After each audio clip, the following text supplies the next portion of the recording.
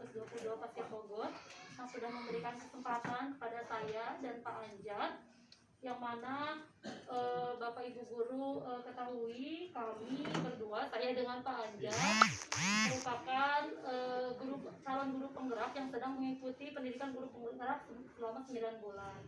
Alhamdulillah kita kurang lebih sudah melaksanakan 2 bulan, dan sekarang itu sedang tahap istirahat, tapi harus melakukan kegiatan ini. Jadi memang kami diberikan tugas, memiliki tugas untuk melaksanakan kegiatan sosialisasi mengenai materi yang akan kami sampaikan, itu menciptakan budaya positif.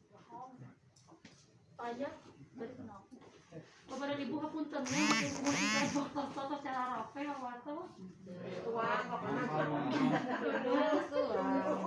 baik kepada Ibu, sebelum kami ingin menyampaikan kenapa pentingnya budaya positif, memang ini ada keterkaitan dari modul pertama yang sudah kami laksanakan.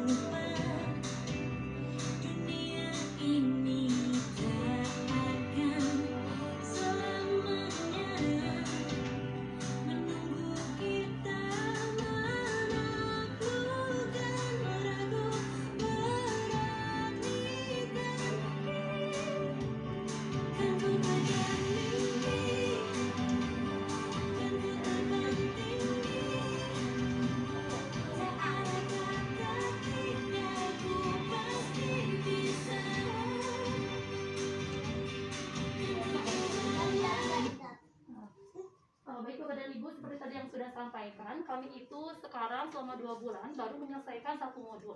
Semuanya selama 9 bulan itu ada 3 modul. 1 modul terbagi kepada 4. 1.1 tadi sudah disampaikan mengenai pembelajaran menurut Ki Hajar Dewantara. Nah, kenapa sampai ke budaya positif?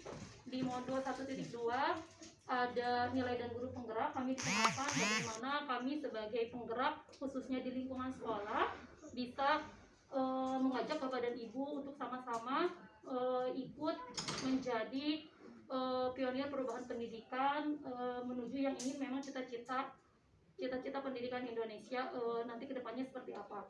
Yang ketiga, tadi modul 1.3 ada visi guru penggerak, bagaimana kami membuat sebuah sekolah impian yang mana kami diminta untuk menciptakan sebuah visi yang bisa membentuk peserta didik memiliki karakter yang diinginkan.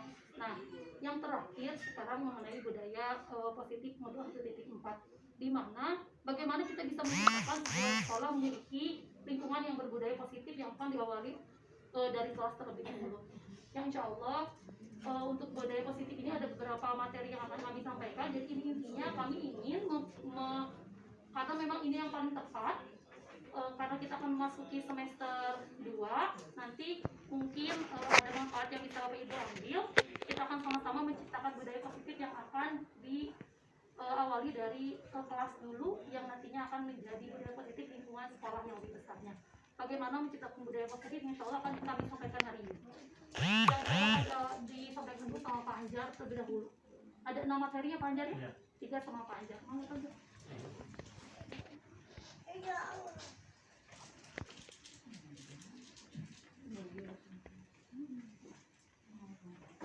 Ya baik, bismillahirrahmanirrahim. Assalamualaikum warahmatullahi wabarakatuh. Pertama-tama terima kasih kepada Bapak Ibu atas waktunya hari ini. Insya Allah saya di sini saya akan berdiskusi terkait dengan materi yang telah saya dapatkan di guru penggerak, yaitu terkait dengan tadi kata Bu Willy, budaya positif.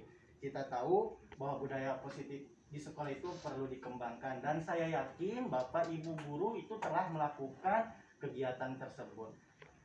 Hal yang paling penting saya pas begitu belajar ini tentang budaya positif, ternyata ini sudah dilakukan oleh kita, namun kita sendiri belum tahu bahwa kita itu sedang melakukan apa yang nantinya pada akhirnya akan sampai pada proses restitusi. Nanti itu akan dijelaskan oleh Bu Willy. Yang pertama terkait dengan petakan kekuatan diri. Nah, petakan kekuatan diri ini terkait dengan visi masa depan di SDN 222 Pasir Bogor ya. Ketika kita akan menentukan budaya positif di satu kelas, kita harus memetakan kekuatan apa yang ada di kelas itu ya. Nah, yang nantinya kekuatan itu akan menjadi sebuah proses dan akan menjadi sebuah budaya positif yang akan dilakukan oleh kita dan oleh anak-anak kita sendiri. Lanjut, Bu. Nah, ini terkait dengan pemetaannya itu banyak ya, ada beberapa. Yang pertama itu berawal dari kita diri sendiri, kemudian orang tua, guru, murid, sampai dengan sarana prasarana yang mendukung di kelas untuk menciptakan budaya positif. Lanjut aja, Bu. Nah, ini proses budaya positif yaitu perilaku disiplin positif, bahwa kita tahu bahwa disiplin itu pasti Bapak Ibu sudah mengetahui apa itu disiplin ya. Disiplin itu contoh kecilnya ketika siswa datang tepat waktu, ketika siswa mengerjakan tugas sesuai dengan waktunya. Nah, itu memang disiplin ya, memang disiplin. Tapi kadangkala ada namanya disiplin positif. Ketika analoginya ketika tadi saudari ibu kepala sekolah menceritakan kepada kita bahwa hasil PTM kemarin itu belum optimal karena masih ada siswa yang harus disuruh, kamu harus pakai masker, kamu harus cuci tangan, kemudian kamu harus pakai hand sanitizer. Nah, itu memang itu disiplin, tapi belum positif. Nah, positif ini dilakukan ketika siswa datang ke sekolah, mereka telah tahu bahwa dia harus melakukan apa. Mungkin seperti itu. Yang kedua, dari perilaku disiplin positif nantinya akan menciptakan lingkungan positif. Nah, ini ada tiga motivasi yang hadir pada diri siswa dan kita semua, yaitu ketika kita menjalankan disiplin positif itu ada yang namanya hukuman. Ketika ada hukuman, kita pasti disiplin semua. Ya. Nah, menurut Bapak atau Ibu, kalau misalkan disiplin terkait dengan adanya hukuman itu sudah menciptakan disiplin positif atau belum? Nah, mungkin seperti itu. Yang kedua, motivasi ketika kita disiplin karena kita ada imbalan, karena kita ada hadiah. Misalkan dari saudari Ibu Kepala SDN 22 Pasir Bogor, kalau nanti ada guru atau Bapak Ibu guru yang paling disiplin itu akan mendapatkan reward ya atau hadiah. Nah, mungkin seperti itu bisa dikatakan disiplin positif atau bukan? Seperti itu ya. Nah, yang ketiga itu disiplin yang motivasi yang timbul dari diri sendiri. Ya, ketika kita melakukan suatu kegiatan, ketika kita melakukan sebuah pembelajaran, ya itu sudah tugas kita. Kita tidak mungkin akan melanggar apa yang telah menjadi keyakinan kita semua. Nah, yang terakhir, bila lingkungan positif itu maka akan menjadi budaya positif. Jadi disiplin itu akan menjadi budaya di kelas. Nah, nanti lebih jelasnya nanti akan dijelaskan juga oleh saudari Bu Willy terkait dengan budaya-budaya di kelas, bagaimana menciptakan lingkungan yang baik di kelas. Lanjut Bu. Nah, terkait dengan disiplin positif, ini ada kebutuhan dasar sebagai seorang manusia. Ya, yang pertama itu terkait dengan kasih sayang. Terkait dengan kasih sayang, biasanya ada siswa yang sering mencuri perhatian. Padahal itu yang dilakukannya menyimpang. Nah, mungkin itu kurangnya kasih sayang di rumah atau gimana ya. Nah, itu nanti bisa disikapi oleh guru, oleh kita sebagai guru. Yang kedua, kesenangan. Ketika belajar ada siswa yang lari-lari, ada siswa yang mengambil peralatan siswa yang lain. Padahal itu kan padahal itu sebenarnya boleh, cuma itu dapat mengganggu terkait dengan pembelajaran yang kita lakukan. Yang ketiga, terkait dengan penguasaan nih. Saya mau pengen ranking pertama nih. Nah, dia nyontek ke sana kemari, sehingga yang dilakukannya itu kurang tepat. Dan yang terakhir adalah kebebasan. Nah, dalam artian di sini kebebasan ketika siswa belajar itu mereka diberikan kebebasan dalam belajar, tetapi harus dengan keyakinan yang telah dibuat di kelas. Mungkin nanti lebih lanjutnya akan dijelaskan oleh saudari Boli. Terima kasih. Assalamualaikum warahmatullahi wabarakatuh.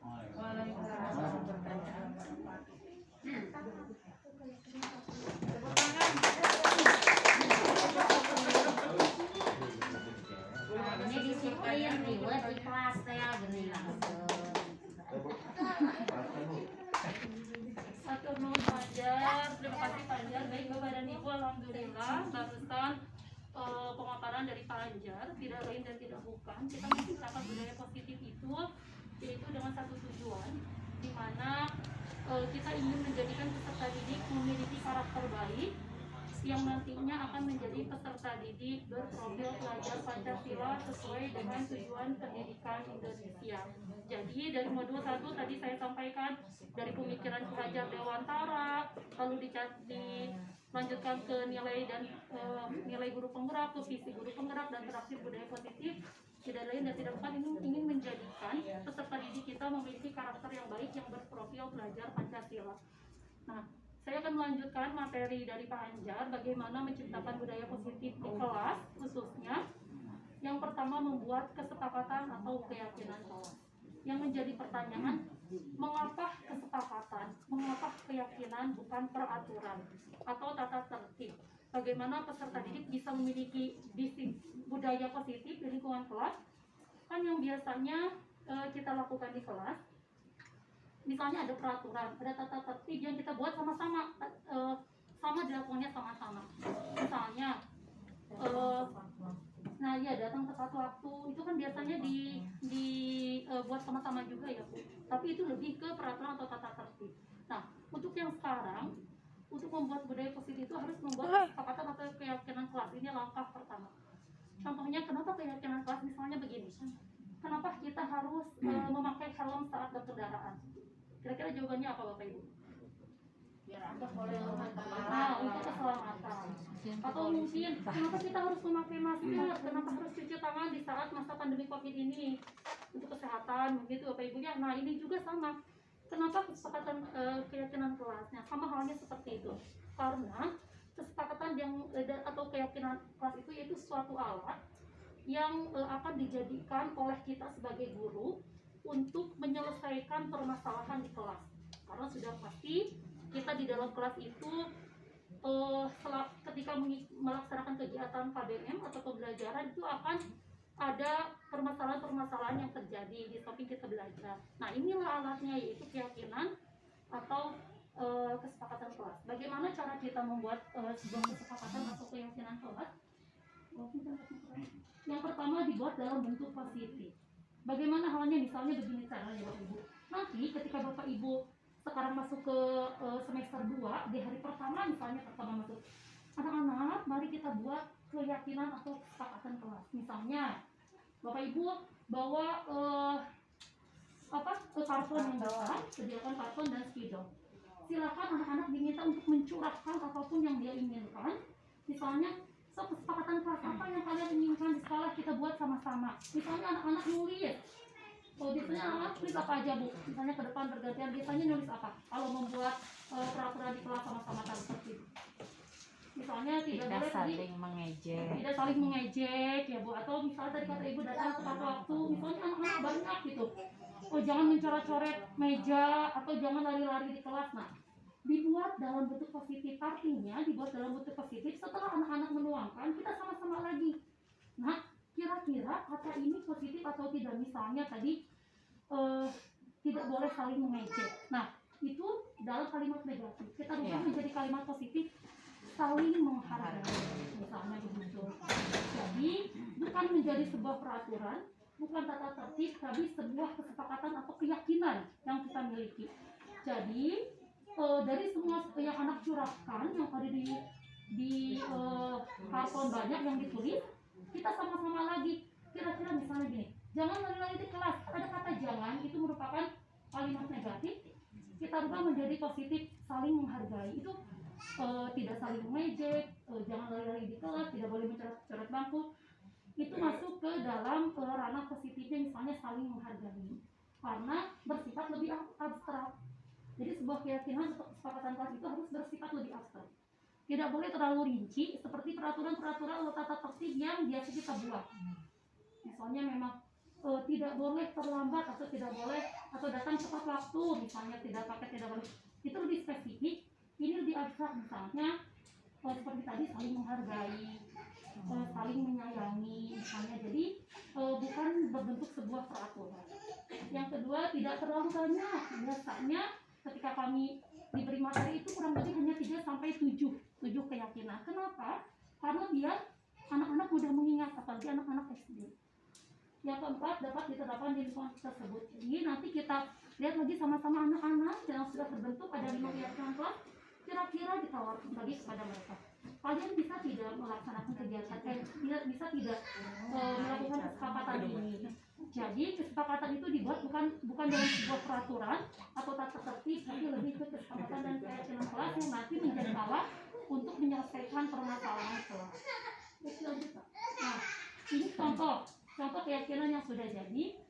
Ini di kelas 1 misalnya, setiap anggota kelas perlu belajar. Itu kan bersifat abstrak. Artinya perlu belajar itu misalnya yang tadinya ketika anak-anak menulis itu mengerjakan tugas dengan baik, itu artinya kan masuknya ke perlu belajar. Jadi lebih bersifat positif. Itu contoh keyakinan kelas 5 yang pernah saya buat. Lalu bersikap positif, senantiasa menjadi diri terbaik, percaya dan menghormati orang lain serta barang miliknya, berkomitmen terhadap setiap tugas, senantiasa membantu. Ini hasil rebut dengan peserta didik, yang mana soalnya mereka memang menulis ada yang dengan kalimat negatif dan sebagainya.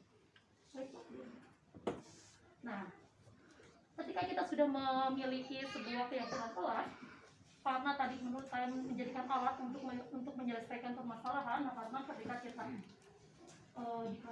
saya izin buka masker ya Bu ya, tidak apa-apa. Ya, seperti Kalau memang jauh juga gitu jaraknya ke Sobios. Nah, ya. Ketika kita sudah memiliki alat untuk menyelesaikan sebuah permasalahan karena ini membuat kelas itu menjadi budaya positif. Nah, ini kadang-kadang ini beberapa posisi kontrol guru yang tidak kita sadari, karena selama kita mengajar pasti pernah mendapatkan permasalahan. Contohnya ketika PJJ saja itu banyak kendala, ada beberapa siswa yang tidak mengumpulkan tugasnya. Itu kan permasalahan. Nah, ketika kita menyelesaikan masalah tersebut tanpa kita sadari, terkadang kita ada di antara 5 posisi kontrol guru ini. Yang pertama sebagai penghukum, di mana sebagai penghukum ini menurut guru tidak ada lagi cara lain, kitalah yang paling benar. Contohnya misalnya ke anak mengatakan dengan nada yang keras, misalnya Nak, kamu tidak boleh begitu. Kalau begitu, kamu ibu hukum tidak boleh mengikuti pembelajaran selama 1 minggu misalnya.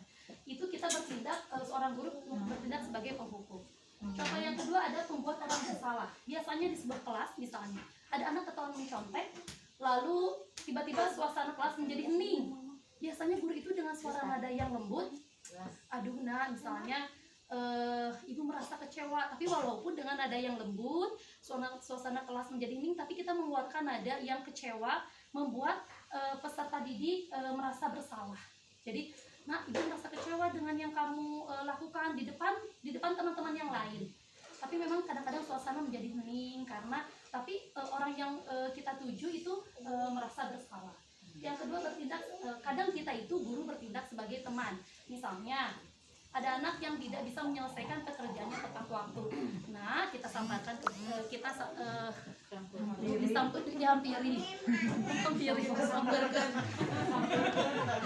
kita hampiri misalnya. Nah, untuk kali ini tidak apa-apa, tugasnya tidak selesai. Untuk kali ini ibu bantu ya. Untuk kali ini ibu bantu ya. Jadi ketika menjadi teman itu kan, kalau teman ada yang teman baik, ada yang teman kurang baik. Jadi kadang-kadang iya, misalnya gini, "Nak, tolong dong ibu, ibu nih sebentar lagi udah mau pulang jam 3, ayo cepat tugasnya selesaikan. Nanti ibu jam pulangnya iya lebih lama." Jadi lebih ke teman gitu. Nanti kalau seperti itu, terkadang ketika anak yang dibantu, misalnya kita pernah bantu, "Nah, tidak apa-apa sekarang tidak mengerjakan tugas, biar ibu bantu untuk saat ini." Ketika kita tidak membantu, di lain kali anak merasa kecewa. Kenapa waktu itu saya bisa dibantu tapi kali ini ibu tidak membantu? Jadi ada rasa kecewaan kepada peserta didik. Nah, ketika kontrol guru sebagai pemantau ini lebih kepada manajer. Jadi biasanya seorang guru dengan posisi kontrol pemantau atau manajer ini, biasanya guru by data, punya data yang lengkap. Misalnya seperti tadi Pak Anjar sampaikan, kalau ada anak yang hari ini dapat menyelesaikan tugasnya tepat waktu, dalam seminggu ini ibu udah punya datanya, yang bisa menyelesaikan tepat waktu akan mendapatkan reward misalnya dari ibu guru. Atau misalnya ketika satu semester anak itu mendapatkan nilai terbaik, sekolahnya rajin, nanti akan mendapatkan piagam atau mendapatkan apa. Nah, ini terus kalau yang tidak nanti nilainya misalnya. Nah, ketika seorang guru sebagai manajer atau pemantau dengan by data lengkap, kadang menurut kita baik, tapi itu menjadi penghukum kepada anak yang tidak mendapatkan reward. Misalnya, padahal itu jadi anak sudah tahu kalau saya seperti tadi Pak Anjar sampaikan, apakah itu baik atau tidak, menurut yang pernah kami terima. Jadi ketika anak tahu kalau saya masuk setiap hari, tugasnya dengan selalu masuk tepat waktu, akan mendapatkan hadiah menjadi peserta terbaik misalnya nanti di semester. Tapi itu menjadi penghukum kepada peserta didik yang tidak mendapatkan. Nah, yang terakhir sebagai pemantau, yang terakhir sebagai manajer, yang mana yang ingin ini kita sosialisasikan, di mana ketika guru menjadi posisi kontrol guru sebagai manajer ini, guru bisa menyelesaikan permasalahan di kelasnya itu bersama-sama dengan peserta didik. Jadi melalui kegiatan restitusi. Jadi ada 3 restitusi yang bisa dijadikan kita sebagai alat untuk menyelesaikan sebuah permasalahan di kelas. Nah, apa itu proses restitusi? Restitusi ini adalah proses menciptakan kondisi bagi murid untuk memperbaiki kesalahan mereka, sehingga mereka bisa kembali pada kelompok mereka dengan karakter yang lebih kuat. Jadi ketika guru sebagai manajer, guru itu menyelesaikan masalahnya itu dengan proses restitusi ini. Jadi ketika walaupun anak sudah merasa melakukan kesalahan, tapi anak bisa kembali lagi ke lingkungan di tengah-tengah teman mereka dengan karakter yang lebih baik, dengan kondisi yang lebih kuat. Ada 3 langkah teori kontrol restitusi. Nah, yang pertama, validasi tindakan yang salah. Kamu tentu punya alasan mengapa melakukan itu. Jadi ketika misalnya begini Bapak Ibu, ada anak yang mencontek misalnya ketika kegiatan belajar berlangsung. Nah, kita diamkan saja dulu. Ini contoh realnya misalnya, kan di rumah saktinya punya kadang-kadang terang anak itu yang mencontek. Ya udah, kita selesaikan dulu saja pembelajaran. Jam istirahat selesai, misalnya yang lain istirahat, kita datangi anak tersebut. Nah, bisa tidak ibu minta waktu untuk ngobrol sebentar misalnya. Jangan dilakukan di depan teman-temannya. Kalau alangkah lebih baiknya teman-temannya jangan ada yang tahu satupun. Misalnya dibawa ke ruang guru atau ada ruang khusus BK atau di satu ruangan kita ngobrol berdua. Nah, ibu mau tanya misalnya, tadi ibu lihat ketika pembelajaran matematika misalnya tadi mencontek ya ke teman misalnya ke teman sebangkunya. Misalnya biasanya kalau anak ditanya baik-baik, apalagi anak SD biasanya lebih jujur gitu. Oh iya Bu, nah kita validasi tindakan yang salah dulu. Tanya alasannya, kenapa kamu mencontek tadi seperti Pak Anjar sampaikan tadi ada 5 kebutuhan dasar yang dimiliki oleh peserta didik.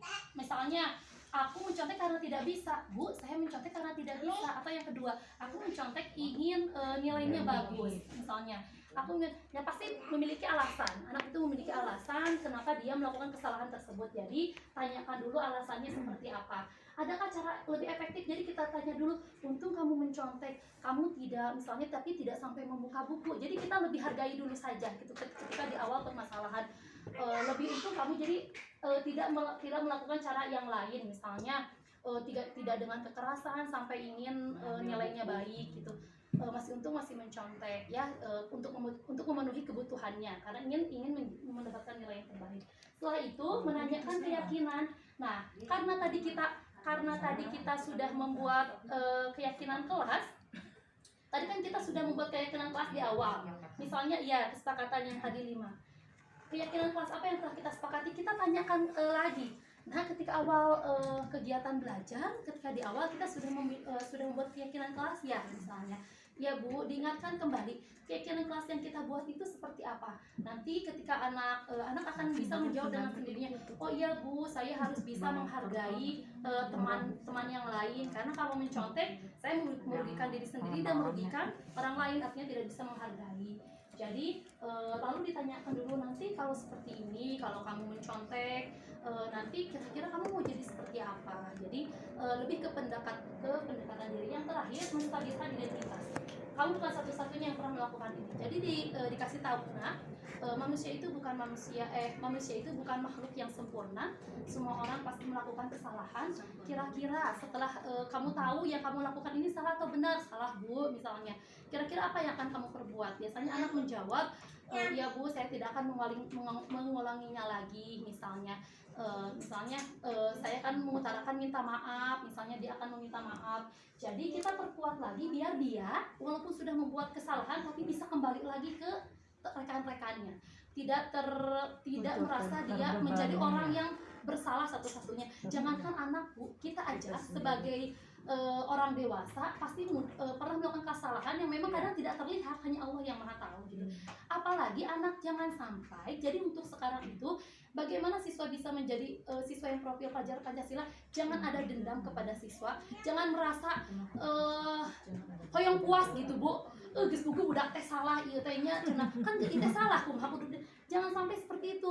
Jadi kan pertama memang harus anggap kita anak kita gitu. Ketika dia melakukan kesalahan, nah nggak apa-apa gitu untuk kali ini karena kamu sudah yang pertama sudah mengakui itu salah, yang kedua sudah berjanji tidak akan mengulangi, yang ketiga mau meminta maaf. Jadi anak sudah berusaha, sudah melakukannya. Jadi kita lebih perkuat lagi dirinya.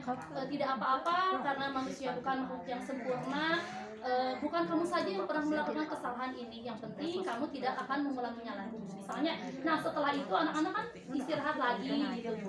Nah itu contoh kegiatan untuk menciptakan budaya positif. Jadi bagaimana kita bisa menjadi sekolah yang memiliki karakter baik, ya salah satu usahanya dengan seperti itu. Ketika anak berbuat salah tidak langsung dihukum, apalagi memang hukum dan penghargaan yang sudah kami terima itu tidak baik. Baik hukuman, baik penghargaan itu bukan solusi yang terbaik untuk peserta didik ingin menjadi peserta didik yang berkarakter baik, tapi lebih ke diskusi, lebih ke menerapkan keyakinan kelas seperti ini.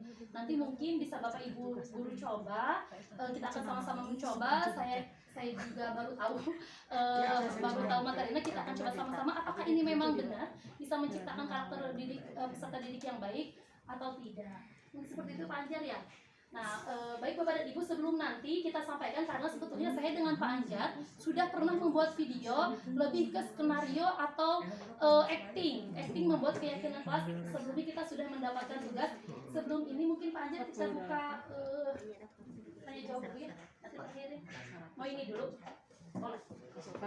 Kami pernah membuat di sini di sekolah ini Ini contoh video yang Pak Anjar pernah buat.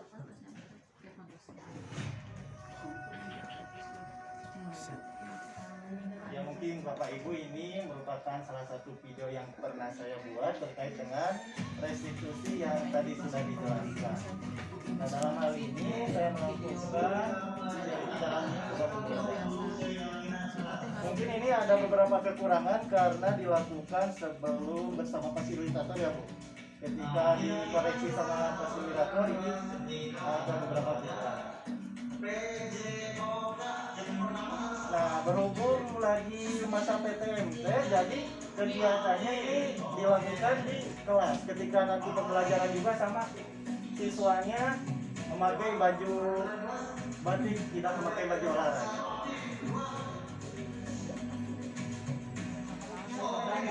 Iya, maaf itu soalnya ini sama siswa Bu. Kalau bisa di videoin.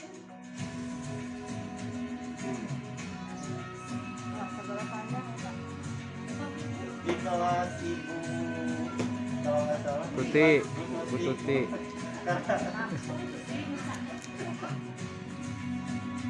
Ini ada dua kasus Bu. Yang pertama itu siswa tidak tepat waktu bersekolah. Banyak Bu, bukan di kelas Bu Tuti aja tapi Banyak yang nyolong kayak ayam.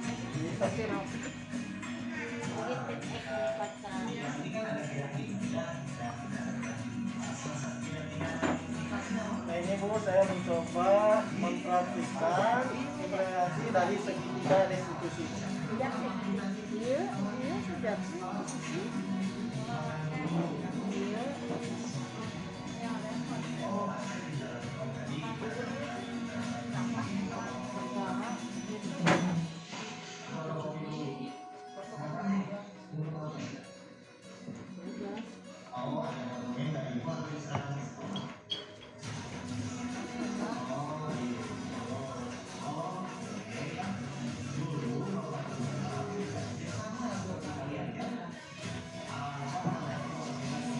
Nah ini mencoba proses menstabilkan identitas. Bukan hanya siswa ini saja yang pernah melakukan, tapi saya sendiri juga pernah melakukan. Jadi untuk mengembalikan seperti siswa.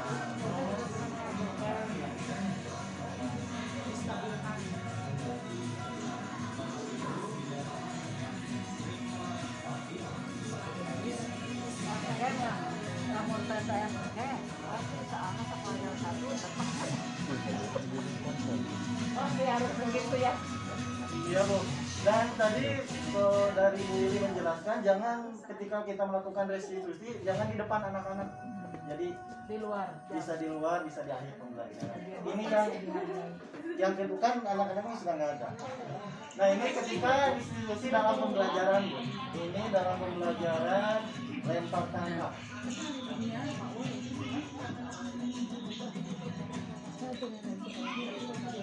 Nah, dalam proses ini Bu, saya biarkan saja ada siswa yang memperingatkan temannya, ada siswa yang mengejek temannya, tapi saya biarkan dulu Bu. Tidak langsung gitu. Tapi kita pantau Iya. untuk skriptek.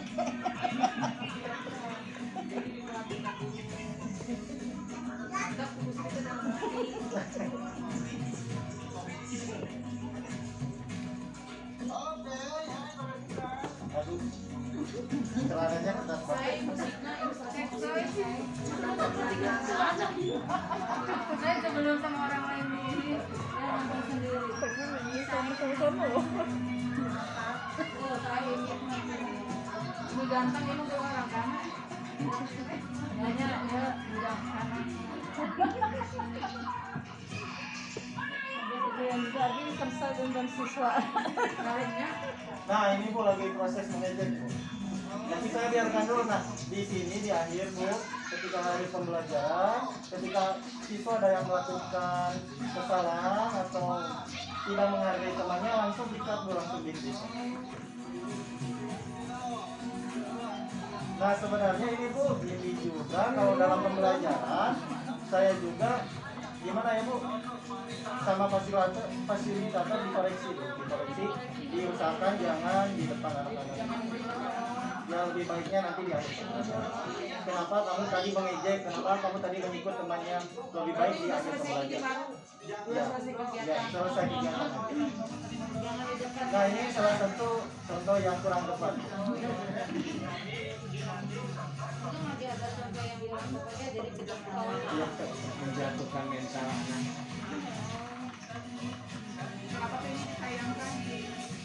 contohnya supaya tahu.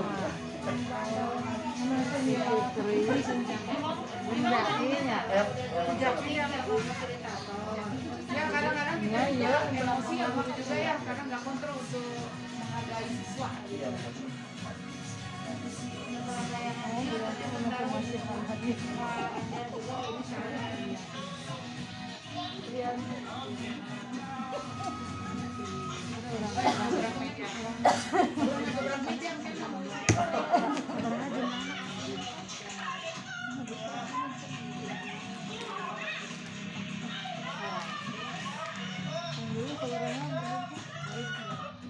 Ini kok ada yang disiput bu, sampai kena kepalanya. Tuh, bu saking antusias.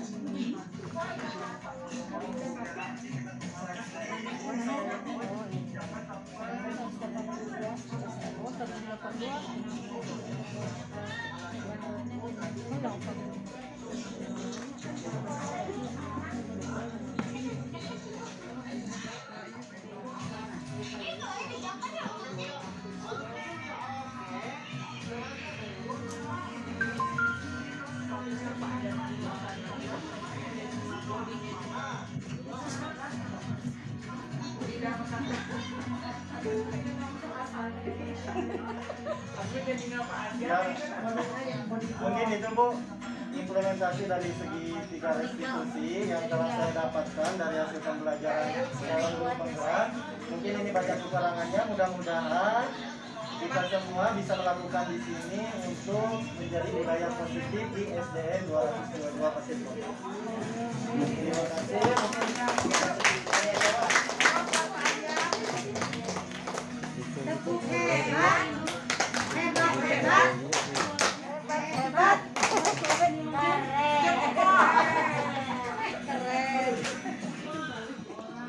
Baik kepada ibu itu kalau ini yang dilakukan Pak Anjar itu memang acting, tidak sebetulnya terjadi, memang dibuat skenario nya dulu.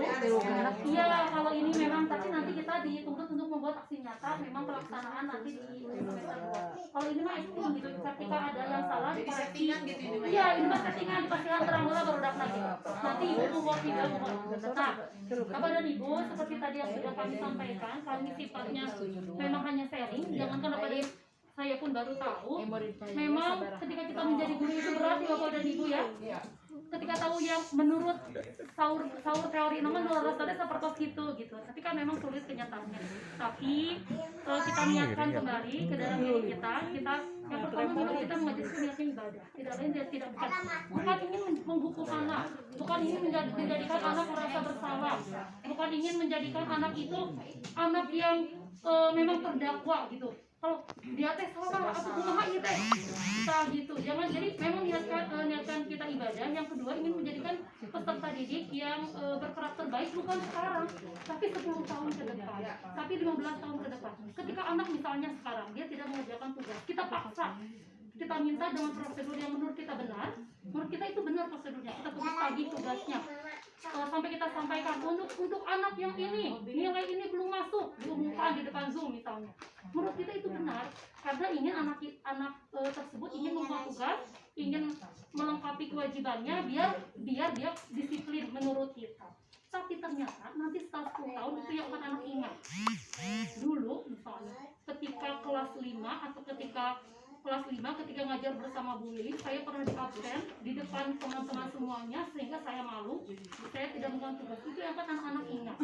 Nah, jadi kita menghindari hal-hal seperti itu, walaupun Jadi jangan sampai guru itu menjadi penghukum yang ada kepuasan tersendiri. Nauzubillah min dzalik. Jadi harus meninggalkan kesan. Nah itu mudah-mudahan tidak seperti itu Bapak dan Ibu, walaupun memang itu berat, tapi insya Allah kita niatkan ibadah dan kita sama-sama mensukseskan program pemerintah kita, yaitu ingin sesuai dengan tujuan pendidikan nasional, ingin menjadikan peserta didik Indonesia itu menjadi peserta didik berprofil belajar Pancasila.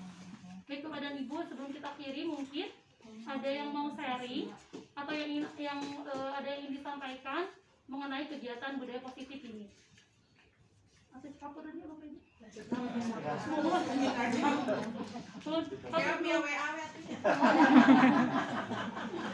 Yang terakhir sebelum kami menutup ingin disampaikan juga kepada Bapak dan Ibu, insya Allah menurut kami yang sudah kami ikuti selama 2 bulan program Guru Pengarah ini program yang memang sangat baik sekali, yang memang harus diikuti oleh seluruh guru-guru SDN 222 Pasir Tobot. Insya Allah kami ini angkatan 4 se-Indonesia. Insya Allah di angkatan 7 Kota Bandung, angkatan 7 insya Allah akan ada lagi. Kami sarankan ini harus wajib sekali mengikuti kegiatan ini karena memang sangat-sangat baik sekali untuk bukan hanya untuk diri sendiri tapi untuk kita niatkan ibadah untuk menciptakan lingkungan pendidikan yang memang sesuai dengan tujuan pendidikan nasional. Atau menurut Bapak Ibu aja ada yang Senin bisa dipraktekkan ya. Ya, guru praktek dengan itu kesepakatan kelas, keyakinan, ya, kesepakatan tadi. kita rubah asalnya peraturan kelas, asalnya tata tertib menjadi keyakinan kelas yang memang kata-katanya positif.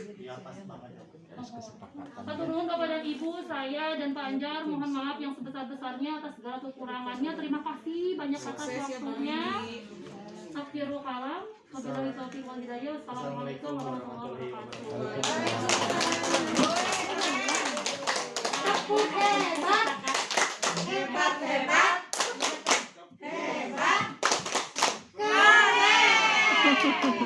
Sekali lagi Bu.